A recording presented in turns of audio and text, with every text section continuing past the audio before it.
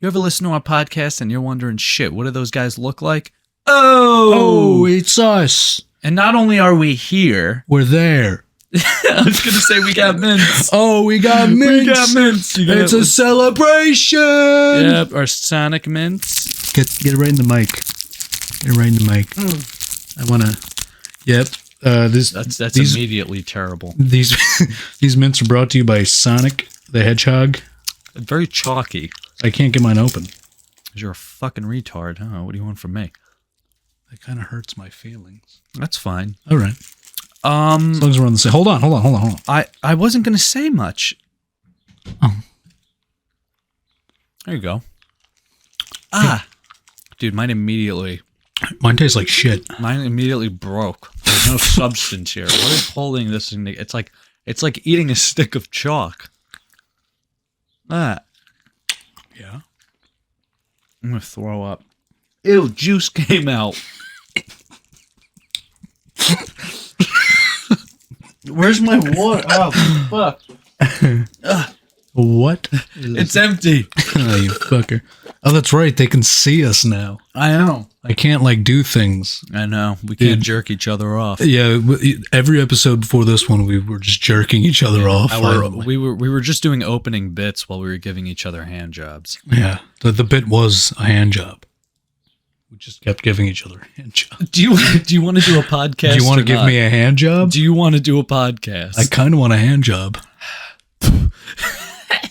Hold on. Do you want to do a podcast? Yeah. In video format? In video format. Oh my God. Let's knock this fucker out.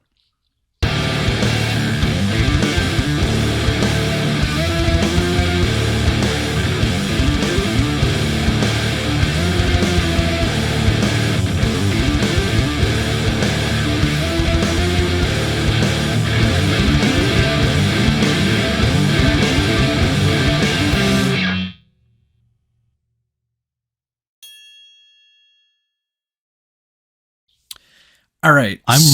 I'm really worried about this week.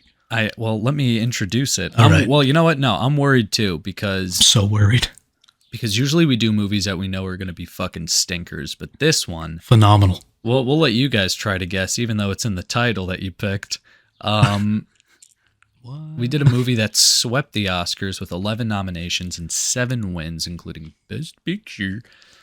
We are doing Everything, Everywhere, All at Once. Wow. Yes, sir. Yes, sir. Wow. Usually I don't. Usually, you know what? The Oscars just happened last Sunday. You were in Boston, and I didn't watch them. Yeah, my bad, folks. My bad. Yeah, we were absent last week. It was our schedules did not line up. Not at all. But we're here now, and yeah, usually I don't really think it's for us to go for these Oscar movies, but they just in honor happen. Of the Oscars. In honor of the Oscars. Was that the Oscars?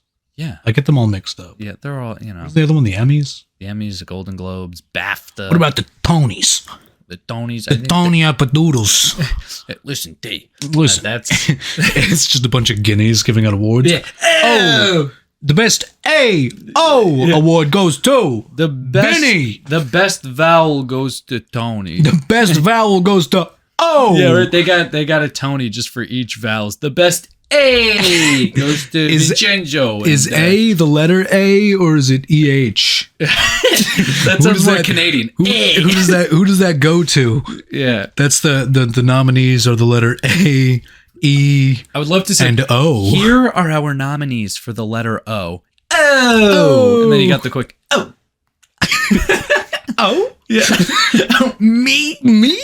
Oh, what? Oh. What are the other types of O's? It's O. And then there's O. And then you got... You know who wasn't invited? Oh. Get that pervert out of here. He's at the Pornhub Awards. Yeah, he's at the Adult Film Awards. Oh. Get that fucking pervert out of this theater. Get that sweaty fucking Neanderthal out of here. That sweaty fucking guinea out of here. His tank top's already wet. You get that greasy fucking guinea out of my face right now. Get that grease monkey out of here. Oh, fuck. Anyway, so we did Everything Everywhere All at Once. Let me get my notes. I got my notes ready. I'm so worried because it was Get the so notes. good, and I don't know if we can be funny if the movie's good. Well, because here's the thing. I know critically, Oh, sorry, I accidentally turned to my MVP page. Oh God, don't. No, if you guys haven't watched the last episode, MVP was a killer movie. It wasn't. We also filmed an intro for it. Well, so we filmed yesterday an intro for this episode, and we thought it was fucking hilarious at the time. It is not fucking hilarious. It's not. We just listened to it before this. It was terrible. The audio I can play was it. awful. I can play it right now. I don't want to. You want to play it? No. We got a lot to dissect. This is for our Patreons. If you can donate on Patreon, we'll release it. It'll be tier 2. I need to set up a Patreon for us. I'm just gonna kill myself. I think. I mean, well, let's turn it into a one-man show. Oh fuck yeah! I'll be watching from hell, buddy. That was so sad. Just looking up, man, he's really killing it up there. He is fucking killing it. Holy shit, is he at the Tony Awards? Oh! Let's go. Let's do it. Yeah, let's jump in. So, again, we never really aimed to do these like Oscar movies, and critically, I know it won 7 awards. It won Best Picture, Best Screenplay, Best Director. The 3 lead actors all got Oscars. It won for Best Editing, which I definitely think it deserved. The kid from Indiana Jones. Yeah, that kid from the Goonies was in it. That kid from the Indiana Jones. That Mr. Jones. He's got an Oscar now. Round Eye. Good for... That was his name in Indiana Jones. Relax. Fucking Round Eye. Oh, fuck, we're getting canceled. That was his name in India. I'm a big Indiana Jones. Can we, real quick, we're never going to start this. What? We're What do just you really want? stalling. What do you want? I'm so sick of comedians complaining about getting canceled. It's such a tired joke. I know. It's like they don't want me to make jokes. Now I'm gonna get canceled. Yeah, it's like, you know how you don't get canceled? Just stop fucking talking about it. Stop being racist. Yeah, stop being racist. And that's coming from us. Yeah. Check out our You People episode where we take on the blacks and the Jews. Dude, Episode but it's like 1. comedians are like, yeah, so these fucking Japs, right? And then they're like, They didn't like it. Dude, the Japs didn't like my Jap jokes. dude, I can't wait for like someone from like the Gambino family to like DM me on Instagram. I didn't like that Val. I didn't like those Tony Awards. I didn't like the Tony Awards because I didn't win. Yeah, we're gonna go break your legs, fucko. I got a mean Yeah, I got the best. He just types it. Oh, He attaches a little audio file. Check this out. Hey! Yeah, but I can't hear it because I'm at work. I'm like, what the fuck? Hey! What the fuck is that? So anyway, I was let's get into it. yeah. That's what Shut the fuck up. what? I was a little apprehensive at first. Yeah, That me too. intro was nerve-wracking. Like, is that the right word? I said that it was like opening mayhem. Yeah. And I was a little nervous because it was like an Asian family running a laundromat. And That's why you were nervous? No. Oh, fuck. They're doing laundry? Those fucking Japs, man. They trigger my PTSD. No, but I was more of like in the sense where I'm like, really, we're going down this route? Like, Asians, I was just kind of like, all right. But I liked, it was like kind of chaotic. It was like congestion, but I wasn't too overwhelmed. Yeah. I liked where it was going, and I got a feel for these characters immediately. The movie in general, I felt like was waterboarding me the whole time. Yeah. But in a really, like, in a nice way. Like a nice, like they put some lemon in the water before they boarded me with it. Yeah, I mean, one of my things here was that I was confused a lot, but I was never too confused where I lost interest. Charlie, you're always confused a lot. That's just your state of being. Ow. Your brain is soaked. I gotta go home. Why don't you crack open that brain and show the viewers how wet it is? Okay. I should just cut to like a pool. This is a pool of water. Niagara Falls. Yeah, wet brain. Look it up. This is a serious condition, folks. No, but you're right. This opening, this intro, it opens up with this Asian family running a laundromat. They live in the laundromat, but like you think it's a door to like their back office, but then it's like their house. Yeah, I thought it was funny that they had like a doorbell that like rang from customer support, like up to where they were. Like a buzzer goes off, and mom's like customers, and she just walks down the stairs. Yeah, right. She's like, oh, they're here. So yeah, and now, so the mom, the main characters, she's mainly running the show here. The husband is immediately looking at divorce papers, and you're just like, oh, okay. But he's also making cookies, so you're like, And noodles. Who? Yeah. The The daughters noodles are from Grandpa. The cookies were for the IRS. Yeah, the cookies were for the which we're gonna dive into. And then there was the lesbian daughter, because they had to sprinkle that in there. You know what? This is like, I think It was a huge plot point. They didn't sprinkle it in. Well, I thought they did in the beginning. We're 2 minutes in here. Well, her don't girlfriend had like half a shaved head. I'm like, this is our lesbian daughter. This is our token gay. Yeah, right. Gay. So we'll circle back to that. So yeah, so they're running their laundromat. Obviously, we can see that things are tight financially, and then they go to an appointment they have with the IRS with an IRS agent played by Jamie Lee Curtis. And I think throughout this whole movie, we just kept saying, "Not Jamie." Oh, she got her ass kicked in every fucking scene. She got her ass and her hot dog fingers. She just got her ass kicked and her fingers licked. I like that her character can just be summed up with the word unfortunate. Yeah. Like the whole, like she's like a minor antagonist, but you kind of feel bad for her the whole time. At least I did, because she's like, I'm trying to do my job. Look at my butt plugs. Yeah, she had these awards. And she's Auditor of the Year. She's a real hard ass. Yeah. But like at the same time, she's like a pathetic hard ass. Like she's working in this like. Yeah, she's one of many. Yeah, she's got a wrist cast. She's an IRS agent. Yeah, she gets knocked, punched in the face. Yeah, but also she does have. It's a very serious job too. So it's like, yeah, she busts her ass because like there are people that are committing fraud all the time. So it's like you're kind of working with the law here, kind of. So like, I get it that she's a hard ass. And I had originally thought she was like the antagonist. She was a minor antagonist. Yeah, I think it was more of like the example of the world that we were kind of. Yeah, so it's going to be really hard to talk about this movie because it gets kind of abstract. Yeah, don't it say. It gets a little all over the place. I also want to just say to point out that I fucking loved it. By the way, yeah, it was phenomenal. I fucking loved it. And it feels kind of refreshing to talk about that. A movie we actually like. Well, you didn't like talking about MVP? You didn't like watching a chimp skateboard with Bobby Burnquist? You didn't like watching a Vietnam veteran chimp have PTSD flashbacks for an hour and a half? Yes, so anyway. Okay, so they're in the elevator on their way to the appointment, and the husband just fucking... Like, I think... This is my favorite. One of my favorite parts of the movie was just how absolutely zero help it gave you into understanding what the fuck was going on. Yeah. Just like Hail Bagel. At first, like the first time you ever see something kind of weird is going on is on like a security CCTV footage. Yeah. And like in their apartment, they have the security camera like on a TV in the corner of their room. And she's talking, doing something. And in the background, you can see the husband who's helping a customer. Is now just doing parkour. He just like bugs out and then just parkours around the laundry. Yeah. And no one notices but like the audience. And you're like... We Charlie looked at each other like, did you see that? Yeah, did you see that? That just fucking... That was weird. Is it because he's Asian? Yeah. Is that what we're doing? Oh, God. Can you imagine this movie just like... It was like 2 hours of just racist Asian like stereotypes. Oh God, no. The intro was hitting some points. Everything Asian all over everything.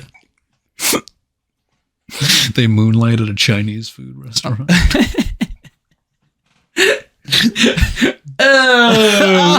Yeah, run by the mob. Yeah, right. It's in there too. It's a bunch of guineas making noodles. It's if it was directed by Clint Eastwood, it would have just been 2 hours of racist stereotype, followed by Clint Eastwood's heavy breathing. Just, we used to stack gooks like you like sandbags. That bitch hates me. Time to crack open a PBR. I love that. How he Gran Torino. He just keeps cracking open PBRs like America's beer. God, shut up. I was in Korea. Never come across someone you shouldn't have fucked with. That's me. And he just like spits. Yeah, so much tobacco at these guys. Dip. He's like, he's got like his fingers like. You ever run it? You ever dementia? You ever just forget You ever go to confront a bunch of black guys and you just come? Shit my pants.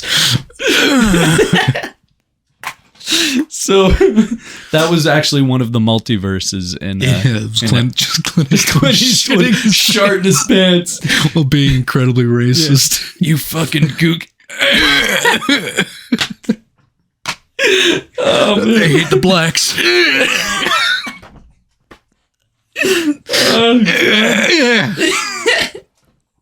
So they're in the elevator going to the IRS meeting, their appointment, and the husband does this he like powers back on, and it was like he was a sleeper agent. He kept waking up. Yeah, and that's what I thought was happening at first. I was like, shit, is this like North Korea? Yeah, and he basically told her, like, to sum it up, he was like, you know, you're part of something. There's a multiverse. Do exactly as I say. This, and that.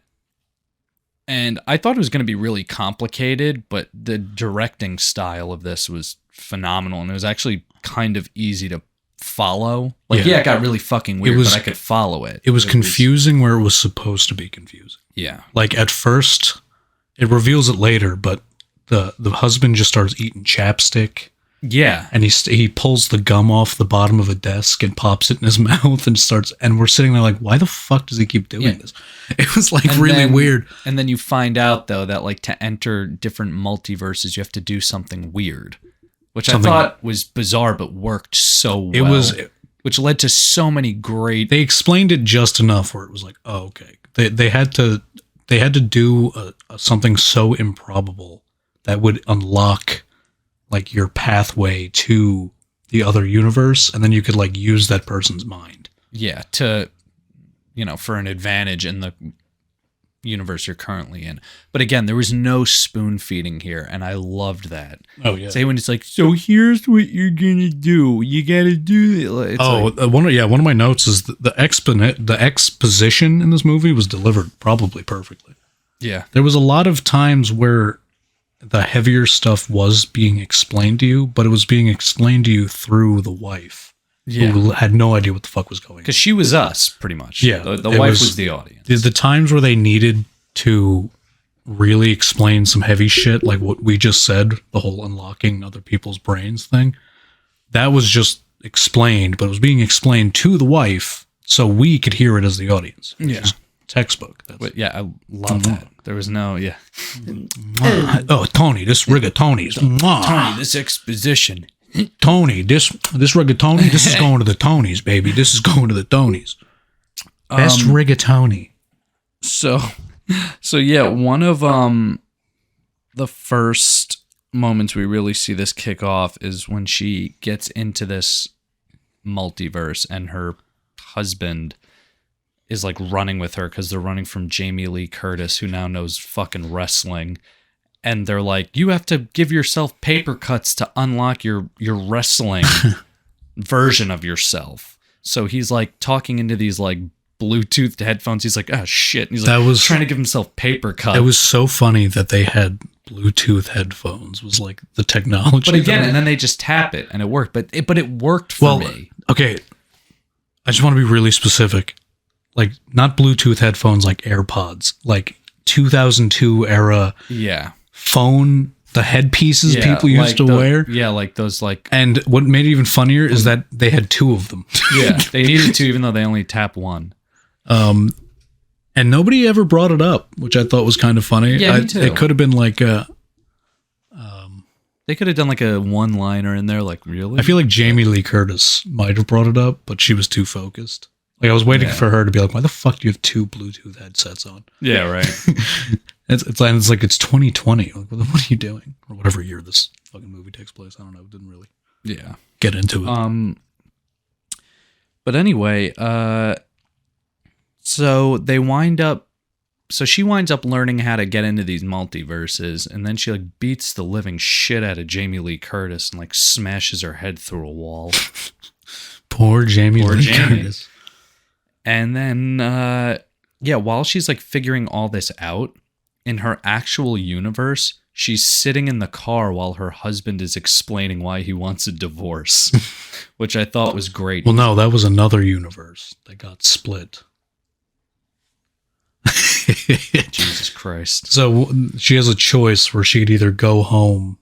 Oh, yeah, because there were the two paths. Yeah, she can go home and do her taxes, or she can punch Jamie Lee Curtis in the mouth. So the universe she's in is her punching Jamie Lee Curtis in the mouth because she rocks her in the fucking nose. Yeah. And then another universe is created where she just gets in the elevator and takes off. Yeah. So she starts getting, she tries to jump to get like kung fu skills. Yeah. But she accidentally jumps into the universe where she's just sitting in the RV. Yeah, that's what I was saying. Like, I like how she keeps getting like headaches. She's like, because she's like not a master at this multiverse jumping yet. So I just think it's funny, like this guy's pouring his heart out, like, we don't do this anymore, we don't do this, it's getting really hard, and then she's like, and then she just rams Jamie Lee Curtis's head through a fucking sheetrock, and it's like, whoa. Poor Jamie Lee Curtis. Jamie Lee Curtis. Oh, man. Rip sister. Yeah, R.I.P. But I do also want to point out that this was probably one of the best like original films I've seen. Oh, this movie is the exact movie we're constantly talking about. Yeah, like we're constantly being like, God, I wish they would just come out with an original movie that was shot decently. Yeah, and honestly, I'm shocked it hit every single criteria. Yeah, like I want to say like I wrote this down like verbatim. It's like best original film in a while. I had a shitload of fun watching it. It took a lot of risks, and I really missed that. It was the perfect... I miss when movies take risks, and this took so many, but they were all perfect. What do you mean? Like, I laughed so fucking hard. I laughed so risks. hard. Are you talking about Ratatouille? I wrote it down right here. We're going to talk about Ratatouille in a second, but holy shit, this fucking movie made me laugh my ass off, and I haven't laughed at a movie in a long time. It was the exact amount of humor that you need. Like there wasn't a moment where it was like this shouldn't be a joke because but it's so sprinkled sometimes. Like, a lot of a serious moment, but they're like, we're gonna just. I think like Marvel's the best example of humor that's kind of like hit or miss. Yeah, because Marvel almost pauses the action to make a joke. Yeah. Where this movie was like interweaving the humor into everything that was going on. And you know what? That reminds me a lot of like, I mean, the first director that comes to mind is like Edgar Wright. Like he does that a lot. Oh yeah.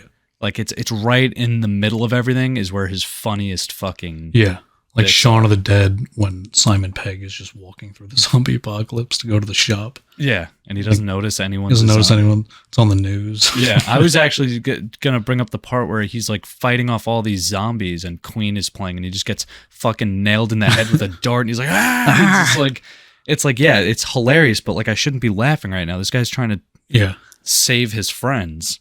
But anyway, we can talk about Edgar Wright all day. One more. What about Hot Fuzz? Oh. When's your birthday? Yeah. October 24th. What year? Every year. Get out. Get out. I like how he's sitting there and like the kid's braces are like blinding him. He's like, even Baby Driver, which wasn't a comedy, had really funny moments. Well, if you don't see me again, it's because I'm dead. It's because I'm dead. You like that, baby? Mommy and Daddy are getting it on. Yeah. Or when John Bernthal slaps off Baby's glasses and 2 seconds later he puts another pair on and John Bernthal looks back at him and he's like, who doesn't like hats? Anyway, who doesn't like hats? Why does your tattoo say hat? Who doesn't like hats? It's like, well, it said hate, but if I covered up the E, it would help my parole. No, he said job opportunities. Yeah, help job. It was hurting my job opportunities. Oh, well, so now it says hats. Well, do you have a job? Who doesn't like hats? So yeah, I'm trying to think. There was just so much shit that happened. I don't think we're going to be giving the plot any justice. I barely think we're going to get through it. I know. It's so complicated and it's so messy and it's so like there's no... I mean, we could talk... The main plot was that the wife, the main character, her father kind of disowned her when she decided to go with her husband. And now there's like, the parallel where she's now doing that to her daughter because her daughter has like a girlfriend. So now it's kind of like she's doing the same thing. It's the cycle of abuse. Yeah. That's the... And that's the main that theme wasn't... here. it was a theme. I wouldn't call that the plot. The plot... Yeah, well... plot is... no, not the plot. I meant... way off. That's like... This is like the main... The moral. Yes. It's the theme. Yeah, but... And it's dressed up in a crazy clown costume. Yeah. So now... and it's just punching you in the mouth. It turns out that she is now able to do this multiverse thing, but the guy coaching her through it, who's like different versions of her husband. It's the alpha version. Yeah. There's one universe that started the whole thing. They figured out the multiverse thing, and they invented the jumping between universes. Yeah. And now he's like, oh, but there's someone who like went through every single one, and she's dangerous, and she wants to like destroy all of the universes. And it turns out that it's like her daughter. So now she's like, oh, fuck. That's a moral conundrum. We love moral conundrums. Yeah, so now she's like, it's my little daughter, Joy. That gives you motivation to not just murder her. Yep. Which is the point. Yep. We love it. Yeah, so now she's like, oh, fuck. Like, of course, it has to be my daughter. But why me? And they're like, because... So now she basically has to like, you know, fight her daughter and try to like fucking kill her or whatever. Because everyone who has this like multiverse thing, they're all just violent. Like they're all violent as fuck. And I gotta say, there were like some of those like kind of exaggerated like kung fu style fight scenes, which I fucking love. Like when the husband's like beats the shit out of like 6 security guards with a fanny pack, and he like fills the fanny pack with like fish tank rocks, zips it up, and just starts fucking them up. Yeah, this movie, it where it wasn't being original, it was like it was kind of paying homage to other things. Yeah, and, like, the kung fu movie inspiration was like, yeah, like they. Even sometimes they would hit one of the guys and dust would fly off them like an old kung fu movie. I thought that was fucking awesome. And they would like trip them, but they do like a triple backflip and like break their neck. It's like I have a joke that the Bluetooth headsets turned the husband into Jackie Chan. Because it was like he would like literally turn into like this master like kung fu movie character. And I need to watch it again to like really cue in to when this was happening, but the aspect ratio kept changing. I don't know. Yeah. And it made for a really cool effect where like the fight scenes would kind of zoom in and like everything would change as it would turn into like a widescreen movie, like, and it would go like, and it was done like so well. It for was for the folks at home, aspect ratio is your height to width. Yeah. And it would like zone in. It was just done so well. You can tell it changes because the black bars appear on the top, and it kind of squishes it a little. Yeah, like which is like a an homage to this kind of. You can see it in Christopher Nolan's movies where he does it wrong. Yeah. Like the Dark Knight's aspect ratio changes constantly because he films on regular film and IMAX cameras for no reason. And it changes the aspect ratio so it'll keep doing this. Yeah, like it'll be him just like drinking coffee as Bruce Wayne, and it's like just changes. The screen is practically changing shapes. Yeah, it's what the fuck is going on? It's like I'm drinking coffee. It's like justice. It's like a Play-Doh set. It's like he turns into a star for a second. Yeah, right. But yeah, no, that was definitely awesome, and it really helped me like pay attention even more because it makes you think like, oh shit, something's going down right here. And it kind of gave it that like shit got real kind of feel to it. You know what? This is a weird example, but just stick with me. No. You remember in the original Pokemon TV show? Yeah. You know when shit got real, Ash would turn his hat around? Yeah. Same exact effect. It's like, okay, shit's serious. But it's done in a way where I don't know if you're not supposed to notice it, or if you're paying attention and like if you're like me, you hyperanalyze movies constantly. Yep. You'll notice it. I mean, anyone can notice it. It's super obvious, but it just gives it that like transforming kind of like shit just got serious. And it happens right when he downloads like whatever Kung Fu Mind he just downloaded. Yeah, but now keep in mind though that the wife in this, she's not a master at this yet. So she's like trying, but sometimes it won't work, but she'll tap the thing anyway. And she'll wind up in a universe where like her fingers are hot dogs. And she's just like, and it's like, but you have to deal with that universe for a little. And like, you have to do something again so fucking weird to get like kind of greenlit into another universe. And it's just so funny. Like, she was talking about to her family, like trying to explain to them. She's like, it's not me. It's like, you know that movie Raccacoonie? And they're like, what the fuck? And she's like, Raccacoonie with the chef, and he's got the raccoon on his head pulling his hair, and then he's a good chef and he can do it. You mean Ratatouille? And she's like with the rat? With the rat? She's like, no, he's got a raccoon on his head. But like, then she goes into a multiverse where there's like a Benihana style chef who has a raccoon pulling his hair to make food. Well, I love it first. When you first see him, he's doing the hibachi thing and he's just tearing it up, and you just see two little raccoon hands. Yeah. And he like gives her a wink. He's like, uh-huh. But then it kept going back to that. It went back to Raccacoonie, that universe so many times. Like it felt like its own personal movie. It was like a whole B plot. I'm so shocked. Yeah, they like called animal control because his hat fell off. It kept going back. And I was so shocked. Yeah, and they like took the raccoon away, and he was like, "No, Raccacoonie." She like walks in, and the raccoon's like, "We gotta kill her." And he's like, yeah, the raccoon could talk. It was like, "We gotta kill her." He's like, "No, I don't want." She's seen too much. Yeah, he like picked up like a hatchet, and he's like guiding the guy over to kill her, which is crazy. Like, how did you get Pixar's permission? Oh, you don't need that. Really? No. They didn't. They said Ratatouille once. That is true. They said it once, but I mean, that's Ratatouille was about a rat that controls a chef. That was a raccoon controlling a hibachi chef. I mean, I just thought it was so obviously on the fucking nose that they would have needed like some kind of rights to. No, because if anything, it's parody. So yeah, you can kind of do whatever you want there.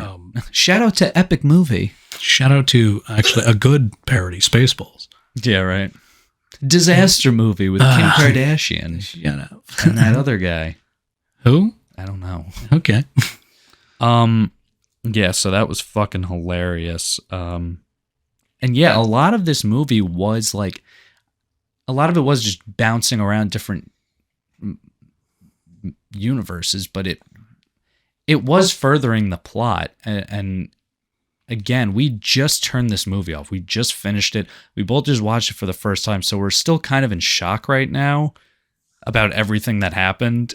I mean, I'm definitely going to need to see this movie again to... It's one of those movies. There's some movies you just have to watch more than once. Yeah, and this is easily one of them that I would love to watch more than once. Oh, yeah, no. You know, about halfway in, the credits just roll. They just start, the credits, it just cuts to black and the credits just start going, written. And it was like, oh, directed by, written by, produced by. I'm like, what the fuck is going on? And it like pulls out and you're in like a movie theater. And it was cool because they kind of gave the audience a chance to be like, oh, fuck. So it's not really the end. I'm in this. And it kind of was like, hey, you feel what's going on. Not to that full extent of, Raccacoonie, but yeah, I cried for Raccacoonie. Tears. When he was staring out the back of that cage on the animal control truck, and the guy's like running after him, Raccacoonie. But yeah, I like that they gave you the little chance there to be like just as confused, like, whoa, what? Okay. Yeah, this movie was fantastic at making you feel shit. Yeah, and it's the risks is what I'm saying. Like, I feel like this was a movie where Hollywood like stepped back a little for once and was like, you know what? Fuck it.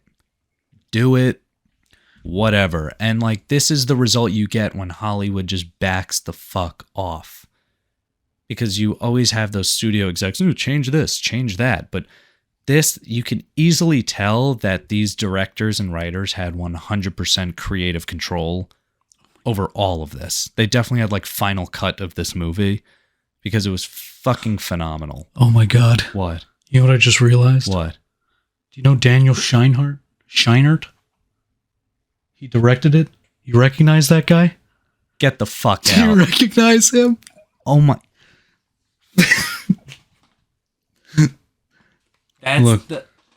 that. For those of you that have seen the movie, that's the BDSM guy. Yeah, there was a universe where this guy was like, he had like a BDSM closet and he would just get ball gagged and get fucking whipped until he'd bust loads, and he directed the fucking movie. That was the director. Dude, the craziest shit. Again, we just finished this fucking movie. We know like nothing about anything really. But dude, I was watching this and they put a ball gag in his mouth and like whip him and he just like comes, and I was like, wow. Like, and I literally said that in my head. I went, wow, like I guess that's cool for that guy. He's in an Oscar-winning movie, but he just comes in his pants real quick and he fucking directed That was it. the director. What's his name? Daniel Scheinert? Scheinert? Yeah, props to you. Yeah. You Him and deserve that Daniel fucking Kwan. Oscar. I'm looking up. I want to see. Even though the Oscars don't really fucking mean anything like they used to, but anyway. Did they ever mean anything? I mean, I thought they were more exciting to watch, and like, you know, from when they began up until maybe 10 years ago. You know, my problem with them is everyone got too woke. no, that's not even my problem. My problem with it is that I don't like watching a bunch of rich yuppies jerk each other off for like 3 hours. Yeah, Or like it's a bunch of rich people going, look what this rich person did. Everybody clap. Yeah, it's like, And I'm sitting here at home like eating like Campbell's soup out of the can yeah, right. with like $30 in my bank account going, Yeah, good job. Tom Hanks deserved that, eh? Yeah. Tom Hanks really. How do you even act? Bro, you know, is there anything more like pretentious than the honorary Oscar, where you weren't even in something that year, but they just give you an Oscar because you're like, you know what, this That guy was. guy. I think they gave it to Samuel L. Jackson like 2 years ago. It's like he was in a lot. Let's just. That guy's He's pretty Samuel sick. Jackson. He's got pretty this sick. amount- You know what? He's gonna get a Tony too, even though the fact he's not Italian. I'm giving him a fucking. He's one of us. But you know what I mean, though. It's like give me a fucking break with that. It's rich yuppies just jerking each other off. Yeah. Like, And you know, they're giving each other awards. For and this, they're all. And the crazy thing is, they're not even there for support. They're all only there because they were part of a movie that got fucking nominated.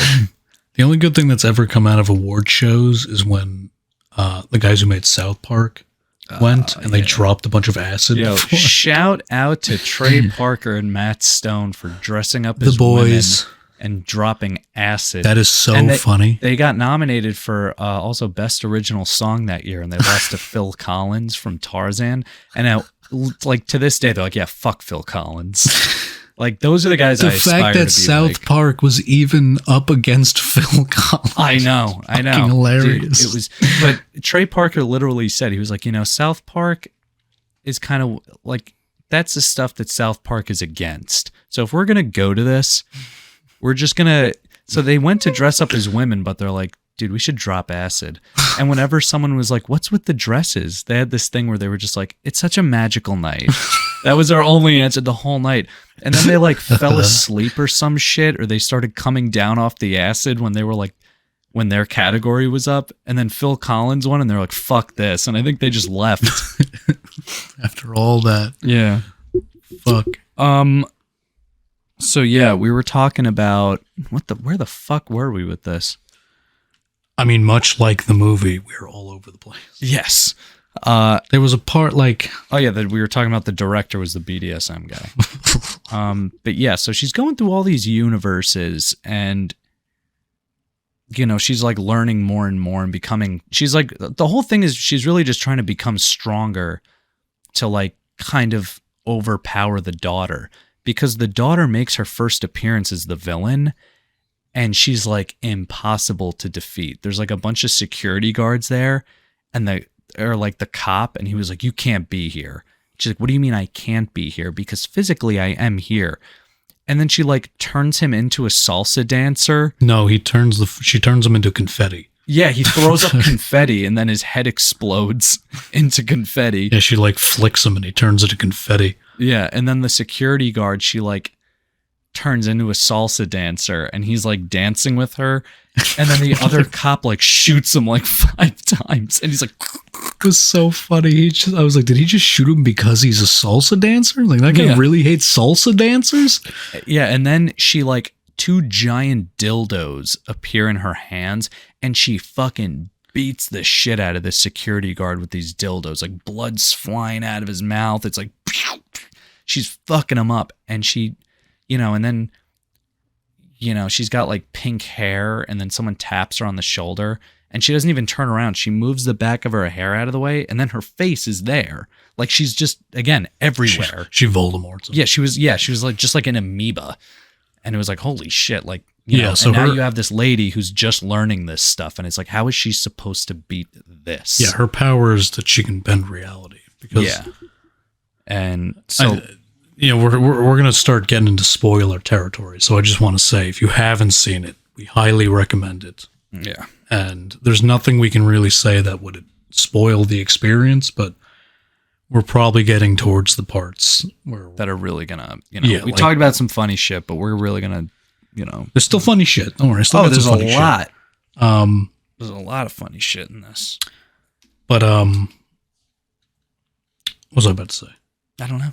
You said we're gonna get into spoilers, and then you fucking didn't say anything.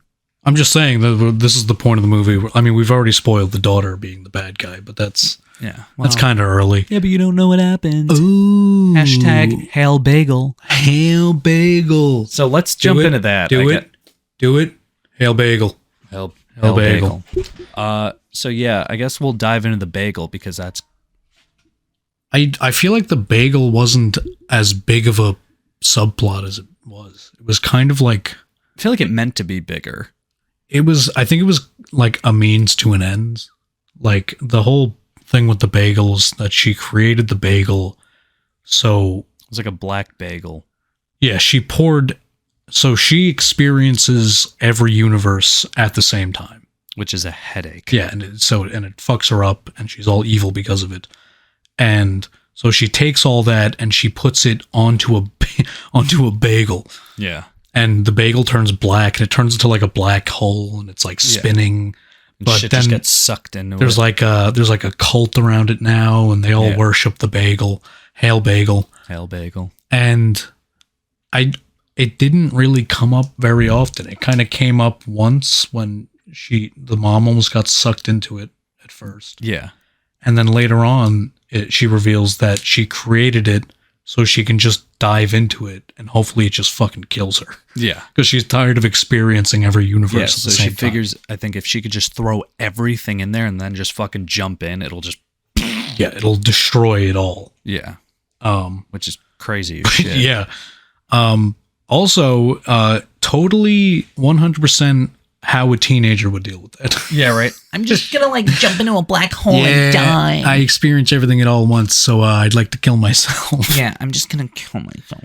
And then she tries to drag the mom with her, and basically the mom is kind of the source of her problems. That, and she was like, I didn't want to go into it alone, so I dragged you with me. Because at some point she reveals that like, I wasn't trying to get to you so I could kill you. I was getting to you so you could see what I see. Yeah. Because nobody else can really experience what I'm experiencing.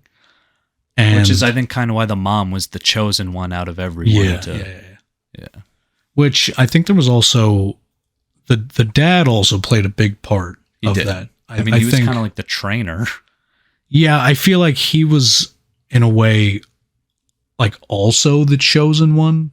Yeah. Because while the mom is the one like doing all the fighting, he kind of teaches her how to fight better. Yeah. And he's also like in a van, by the way, in the Alphaverse.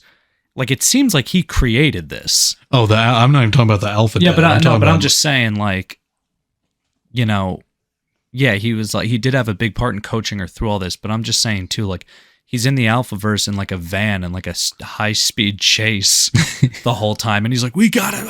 Like, it seems like he's kind of the inventor of the multiverse. Yeah. Almost. He was so their family was very involved with it. It was her. I think the mom invented it.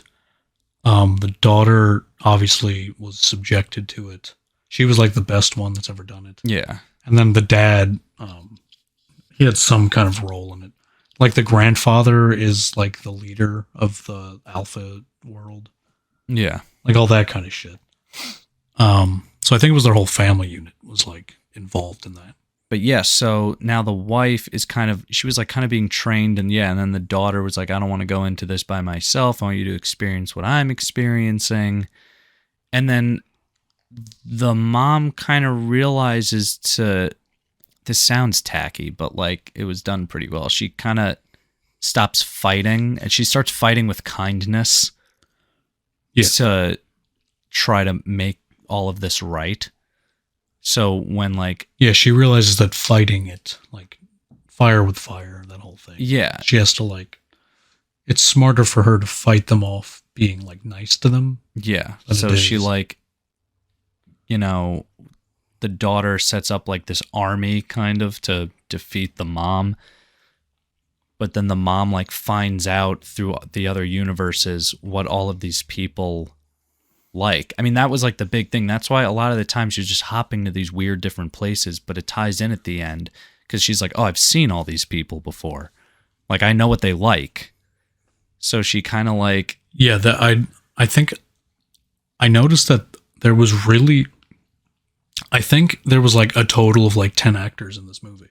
Yeah, but they were all just different. The cast versions. was so small because they could keep taking the same people and like planting them somewhere else because there's multiple versions of everyone. Yeah. So like the raccoon guy had the raccoon guy in the universe that has the raccoon, but he also has like the cult member version of him. It's like trying to beat the shit out of her. But also, something I have to bring up is there is a scene where she actually convinces the family, like, this is real. And she's in a fight scene, but then by something happens where the guy she's fighting, they both lose their kung fu powers, so they're, like, beating the fuck out of each other, and then, like, something glitches, or they, like... They slapped each other in the head. Yeah, and their headphones fall out. It either turned them off or something about her getting like them getting hit in the head hard enough. It kind of knocked the other mind out. Yeah, and then they just started like cat fighting. But then they're like, "Oh, we have to do something weird to get our powers back." And they both see that butt plug shaped award on Jamie Lee Curtis's desk, and we're like, "Oh god, no, they wouldn't do that." So and then the guy just starts unbuckling his pants, getting ready to shove this award up his ass. And as they're both fighting over it, a security guard leaps out of fucking nowhere with his asshole out. It was blurred, which I also thought was funny. They just censored this naked dude. And got to keep that PG-13 rating. Unless it was R. I don't fucking know. But he's like holding his ball sack up and he's like jumped up in like this cannonball position. And it, you know, I got a pen right here. And he's just coming in and he's like, yeah. And he just goes boom and lands right on this fucking butt plug. And he turns into a fucking karate master. And he's like, hey. It's like, what the fuck? It was rated R. But it was, yeah. It had to be. I love it. Then halfway through the fight, the other guy shows up with a different trophy up his ass. Yeah, he shows up with something else up his ass. Like he shows up and he like Captain Morgan's the guy's leg, and you just see the trophy hanging out of his ass. And he's like, yeah. And then they both start fighting each other, and as they're both about to jump onto the wife, she like. They both go to leap like at her, but she ducks and grabs both of the bases of the awards and just rips them both out of their assholes. And they just fucking like, yeah. And it was like, and she's like, oh. And it's like, dude, that's so fucking funny. And it's like the fact that this is like weird. And the fact that this is like just which is what they wanted. This average middle-aged Asian woman running a laundromat. That's when I realized like, oh, that's why it's a laundromat. They're making them this basic Asian family, just making them as plain as possible. Bills are piling up. They got IRS meetings. The husband wants a divorce. It's like the daughter's a lesbian. It's like all of the problems seem kind of like... Mom and grandpa don't like lesbians. Yeah, and it's like, okay, we've seen this kind of run-of-the-mill thing before, but now it's like, oh, that's why you did that, because now you're taking this family and putting them through such an extraordinary story where you're like, Yeah, there's nothing wrong with generic if it's used in the right way. Well, that's what I'm saying. It was used fucking perfectly. Like, as soon as she ripped those butt plugs out and like gagged, I'm like, okay, this is fucking brilliant. I have a point to go off of that, but first I just wanted to point out that way earlier in the movie, like an hour before any of this happened, Jamie Lee Curtis, the awards that he's talking about are on her desk. They're her awards. Yeah, they are real. And we're watching, and I go, what's with the butt plugs on her desk? Like, they're like displayed out for a couple scenes. And then at some point she's like, you see these awards? You got to see a lot of you got to be a good auditor to get these awards. And we're like, man, those look like butt plugs. I wrote it right here with a question mark after it. And then as soon as it starts, Charlie goes, are they going to bring back the butt plugs? Or what'd you say? You were like, is this going to be like a thing? Like, yeah, because then you see the guy in the director cameo in the BDSM closet, and it's like, there's more butt plugs there. It's like, what the fuck? And then I wrote it here, right here. It says more butt plugs. And then once the guy... I've got it right here. Yeah, I got it right here. And then ready? And then once the guy shoves it up his ass, I just wrote parallel. Yeah, that was... this movie did callbacks perfectly. Yeah, whenever like I know we've brought it up in an episode before. Go listen to the other episodes if you haven't. But I know that we've talked about callbacks on the show before. Yeah. And this movie did them so perfectly. Aced it. Like the raccoon thing you didn't see coming. Yeah, the butt plug thing you didn't see coming. The butt plug thing. I can't even think of like the... There was so much in this movie. The pinky uppercut kept coming up. Yeah. At some point, she travels she looks for a multiverse. Like as she's like downloading minds and like skill sets, some of them start getting weirder and weirder because she starts finding like really niche, far away universes. Yeah, and she finds one where I think it was an offset of the kung fu one. She downloads like a kung fu one, and then she downloads another one where that kung fu person only trained their pinkies. Yeah, and she has like biceps on her pinkies. Pinkies had a little bicep, and then she cuts back and she goes, bling! And she just starts uppercutting people and like jamming it into people, and they're like sonic booms are flying off them and they're flying away. She uppercuts this guy with her pinky, and he flies up to like the second floor of this building, and as he's coming down, right when he gets level with her, she like pinkies him down into the ground. He's like... And then all the way right up to the last fight, she pinkies her daughter right in the face. Yeah. Like knocks her off her feet. But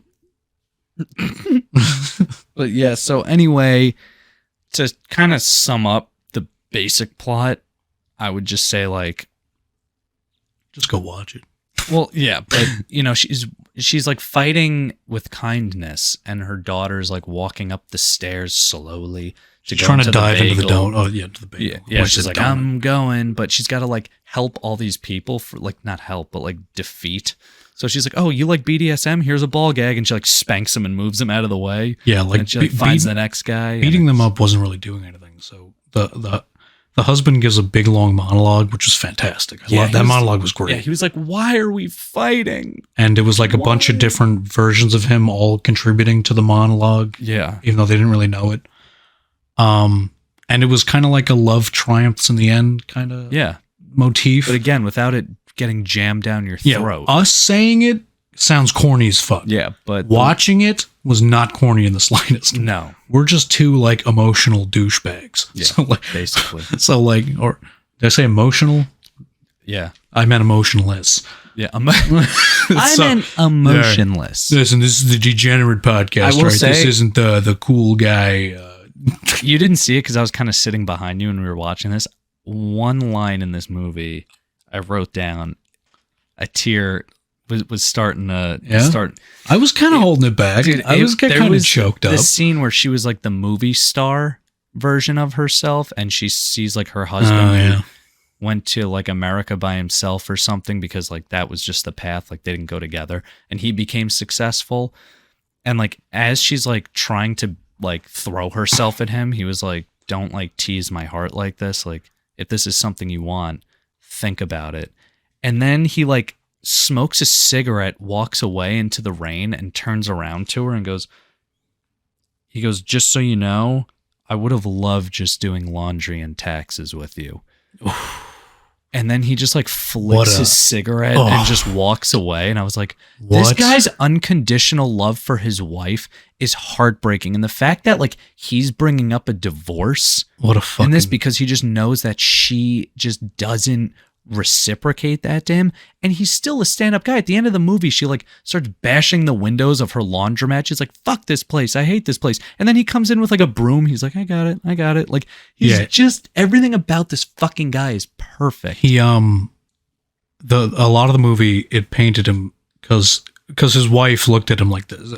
We're pussy. Yeah, we're really put into the wife's shoes in this movie. So we see everything the way she is. So a lot of the movie, he was portrayed as like a wimp and like weak and kind of like wimpy. But if you kind of pay attention, he kind of talks them out of a lot of situations. And he kind of he saves their whole family several times. He got Jamie Lee Curtis to lay off with the whole taxes thing. Yeah. They're like, she's like, oh, I should have you, fined for fraud and this and that. And he kind of talks her down, all while the wife's not paying attention, so we don't really hear what he's saying. Yeah, which I kind of like. Yeah, because we're really experiencing this movie through her, for the whole entire thing. And even at the end, after she smashes all the windows, it's because Jamie Lee Curtis shows up with the cops. Yeah, and there they are. Again, he talks her down a second time, and it's in front of the cops, and he gets the cops to unhandcuff his wife. Yeah, and then the point of his I don't know the point, but part of his monologue is about how the wife may see him as weak, but he's actually... Damn, we almost made it without the garage opening. Rob, your love for this garage. Come on, Rob. We need an intervention. I'm leaving this in. All right, anyway. Shit, what was I supposed... Fuck. You're saying that he got Jamie Lee Curtis to lay off. Oh, so then part of his monologue is... Oh my God.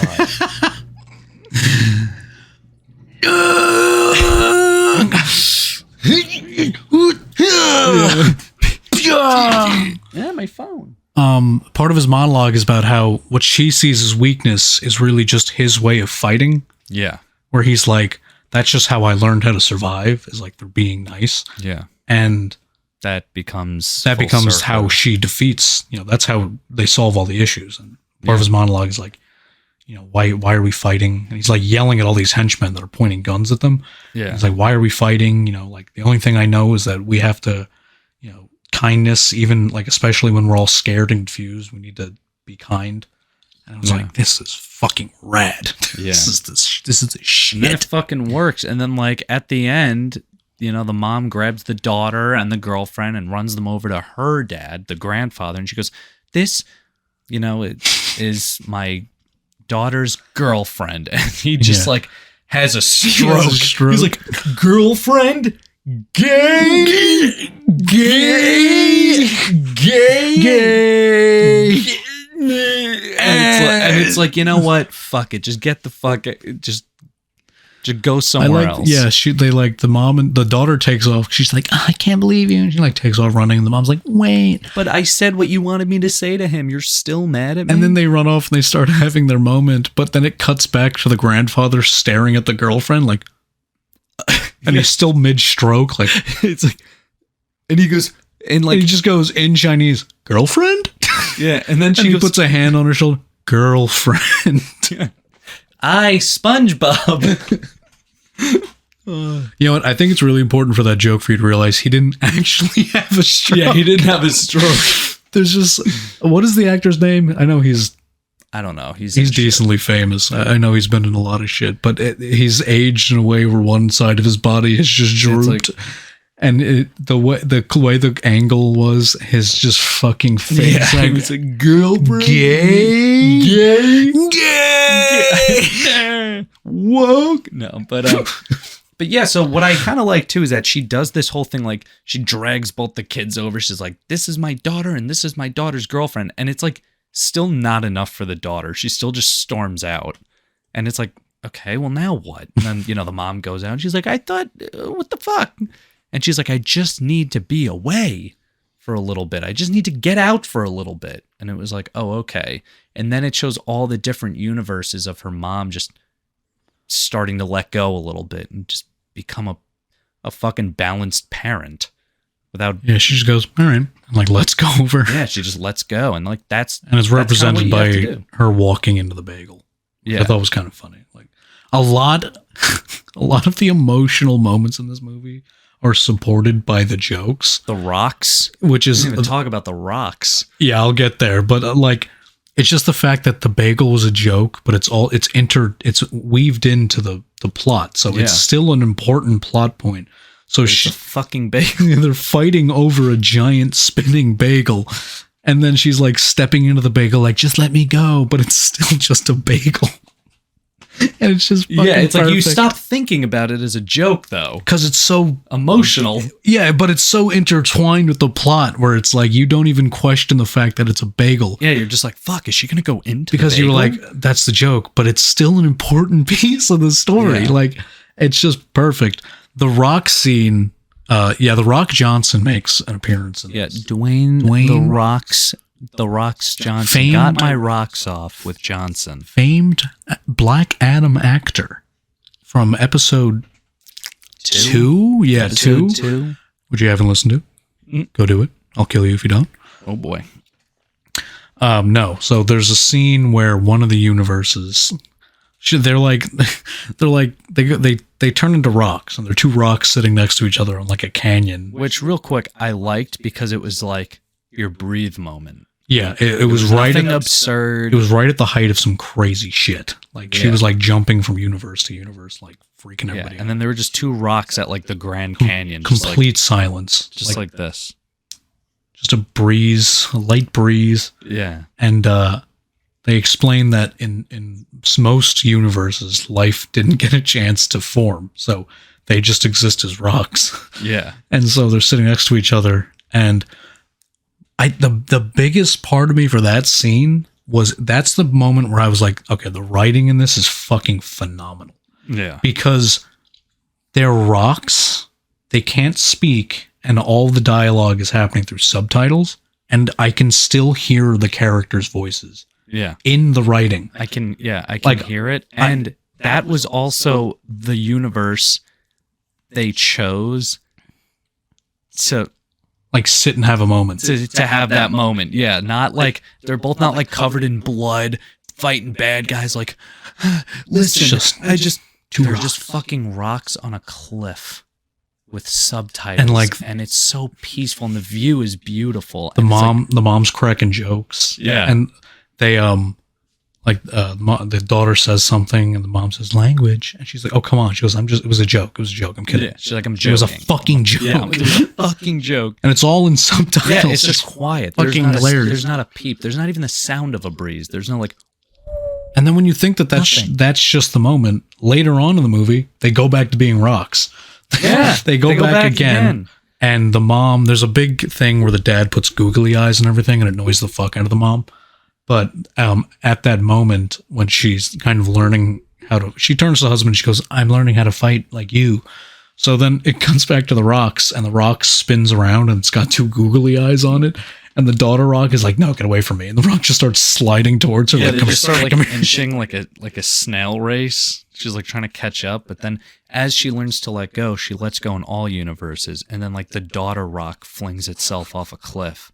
And it's like, you just got to which I liked because I don't know if I'm thinking too deep. It's like, I mean, I'm not a parent, but it's like, you got to let your children go. You got to let them experience shit, even if they fall down and get hurt and get banged up on the way, which that's where I saw that biggest thing as the rock, because that's also when they were rocks, that's when they had that moment.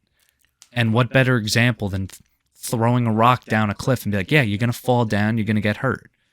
It should be said that immediately after the mom rock follows, like kind of like she doesn't like completely let go of her. She kind of like lets go for a minute, and in the real where they're people, it's shown as the mom actually takes that moment to confront the daughter about all the bullshit she does. Yeah.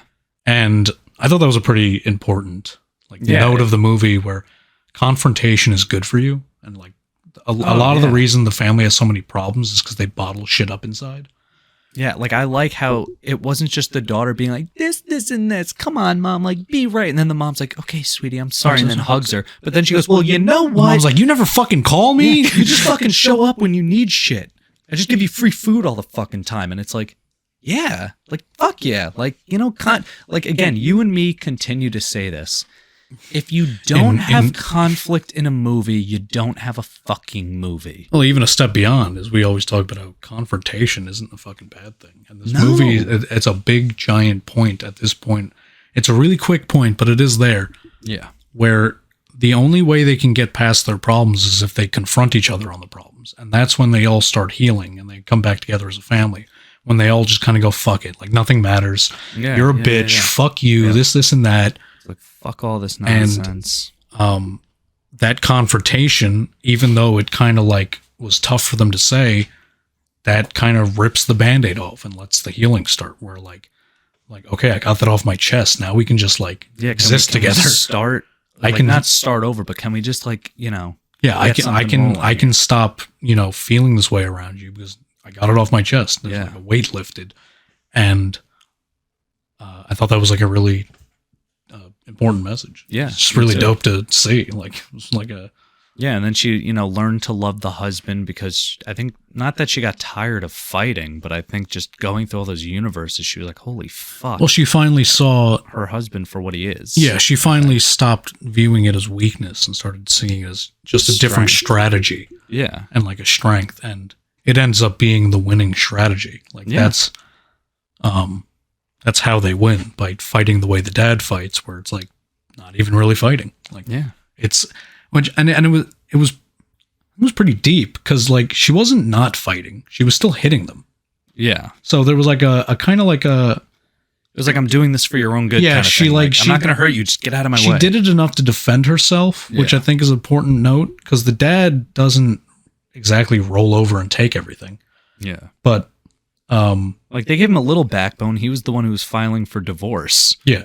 You know? He's the one that confronts Jamie Lee Curtis. He stands up to the he's not just a total rollover. So there's like, you know, there's some merit to that where you push back as much as you have to, but ultimately she disables them by giving them what they want and like showing them some love.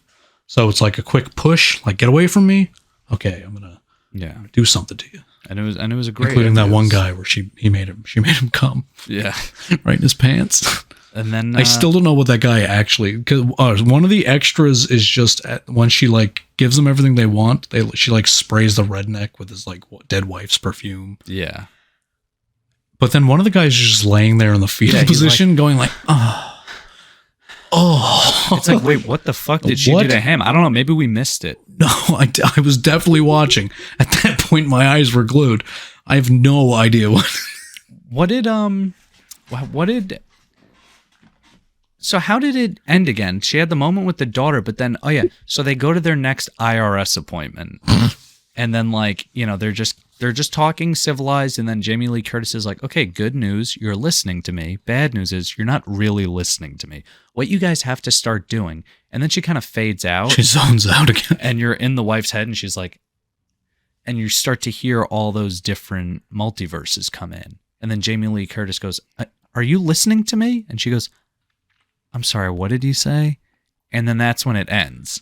They set up the big Marvel sequel. So tune in next summer. Don't do a fucking sequel of this movie. I'm begging you, please don't. Just accept it. You won the Oscars. You swept them. You won. You won movies. And by the way, a box office hit. It wasn't just like one of those really under the radar. It's an Academy movie. You lucked out with both, and it's fucking hilarious. And I'm gonna watch it 5 more fucking times. Yeah, you know what was funny was real quick, I just want to say at the end.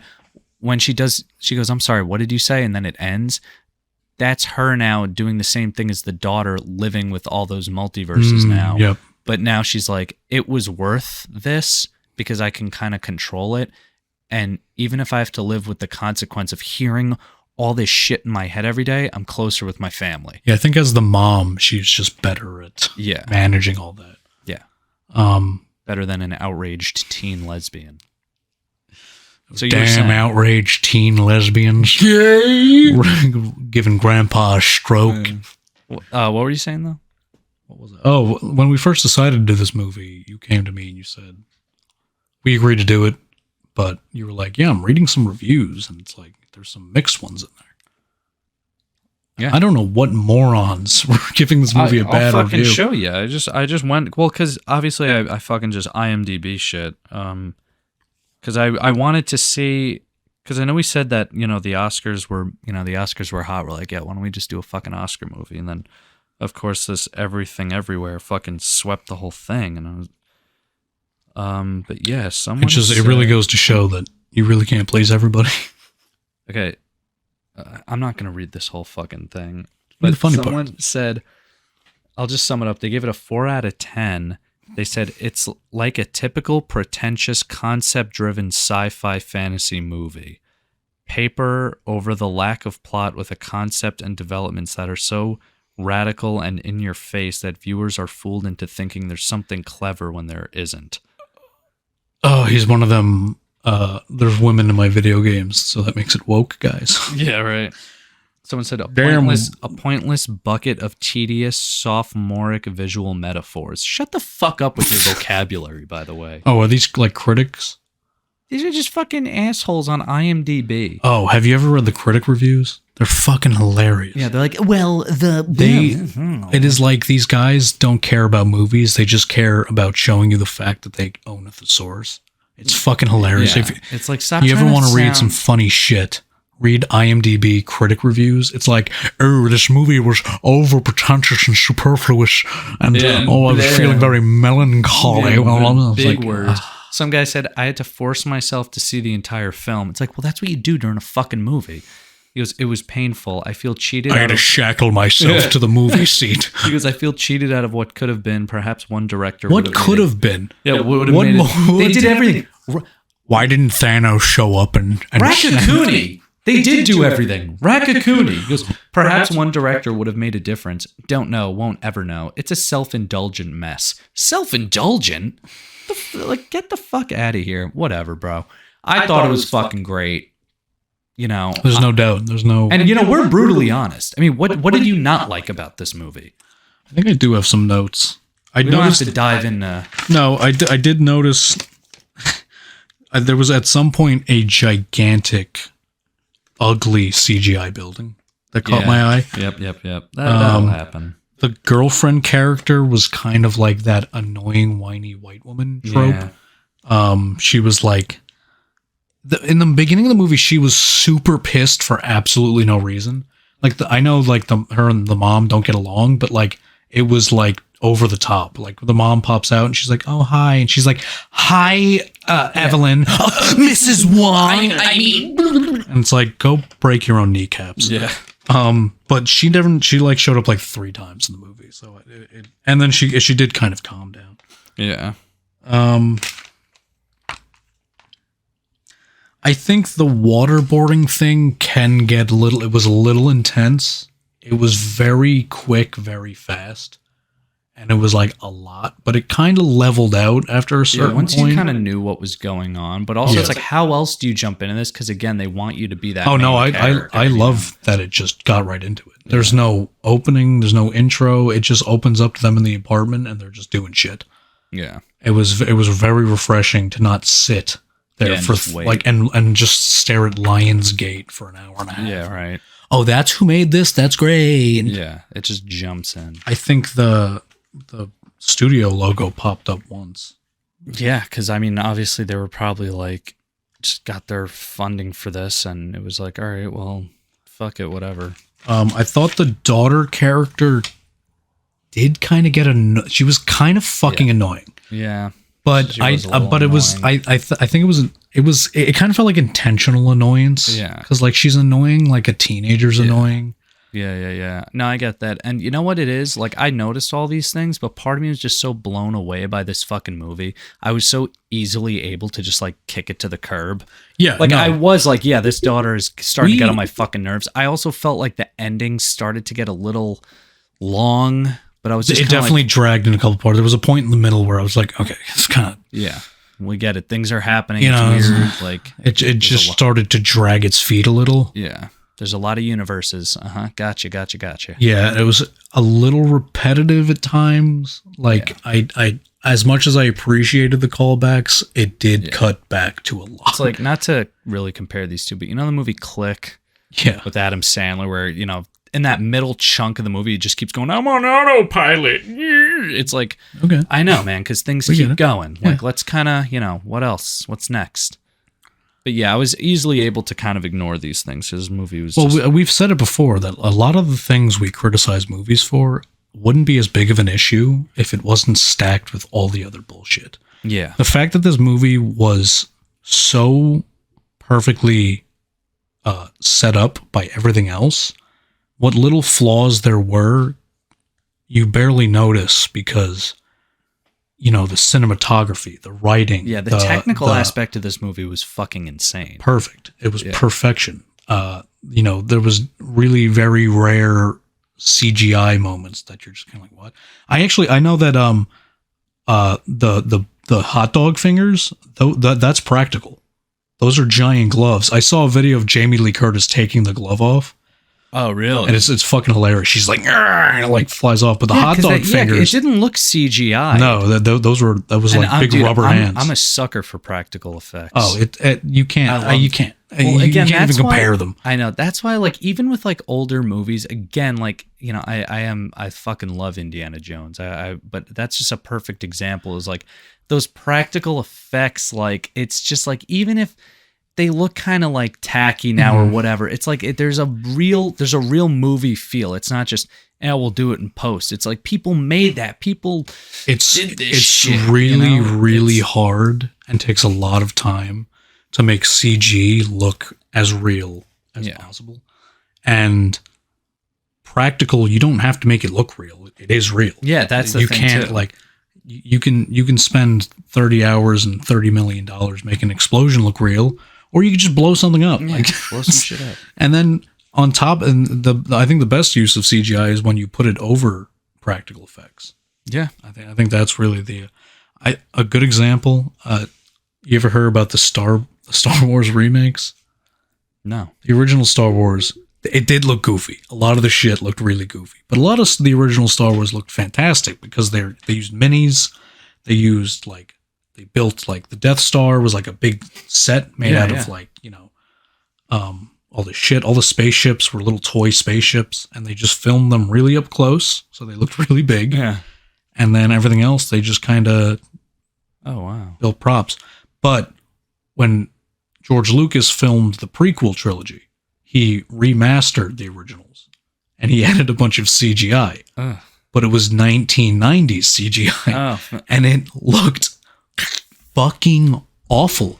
Some of it looked okay. Dude, 90s CGI was some of it looked okay, but some of it looked fucking atrocious. Which is crazy because it's like, you know what? Like, you know what else had 90s CGI? Jurassic Park.